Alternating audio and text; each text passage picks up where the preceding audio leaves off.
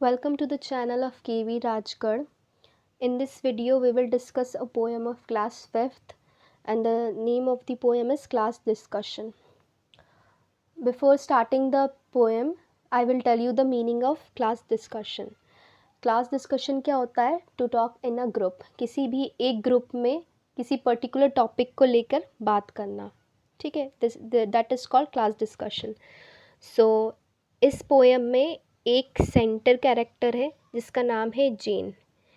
जेन इस पोएम में एक सेंटर कैरेक्टर है. पूरा फोकस इस पोएम का जेन के ऊपर ही है. So let's get started. In the class discussion when you hardly said a word. एक क्लास डिस्कशन हो रहा है जिसमें एक जेन नाम की लड़की है. उसके बारे में बताया गया है कि वो बहुत ही हार्डली सेड अ वर्ड, वो बहुत ही कम वर्ड्स या फिर ना के बराबर एक ही वर्ड बोलती है. We all aired our opinions but from you we barely heard. उसके अब बच्चे उससे क्वेश्चन कर रहे हैं या फिर बात कर रहे हैं कि हम सबके ओपिनियन, सबकी राय तो सुन लेते हैं, but from you we barely heard. लेकिन तुमसे हम बहुत ही मुश्किल से तुम्हारे ओपिनियन हम सुन पाते हैं. अब बताया गया है कि जेन जो है वो कैसी कैसी बैठी रहती है, क्या क्या करती है क्लास डिस्कशन के टाइम पे.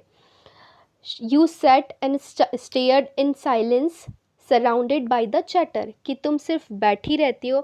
Set is a second form of set. तुम बैठी रहती हो. एंड स्टेयर्ड मतलब होता है घूरना. तुम चुपचाप बैठी रहती हो और घूरती रहती हो. And you are surrounded by chatter, और आप पूरी तरीके से आवाज़ों से घिरी हुई हो. अब उसकी टीचर पूछती है, नाउ टेल मी जेन, कि बताओ Jane, and please be plan. Be plan का मतलब यहाँ पे कि तुम जो भी बता रही हो तो एकदम क्लियरली बताइएगा, ठीक है. Is there anything the matter. क्या कोई प्रॉब्लम है या कोई मैटर है या कुछ ऐसी बात है जो तुम हमसे शेयर नहीं करती हो. उसकी टीचर उससे ऐसा पूछती है. सो यहाँ पे जेन सेकेंड वाली स्ट्रेंजर में हमें बताया गया है कि जेन कैसे रिएक्ट करती है. जेन लुक्ड अप. जेन ऊपर देखती है. एंड देन शी स्पोक, और फिर वो बोलती है. And her voice was very clear and low. लेकिन कैसे बोलती है, उसकी जो आवाज़ होती है, होती तो वो क्लियर है, साफ साफ होती है, बट बहुत ही धीमी होती है.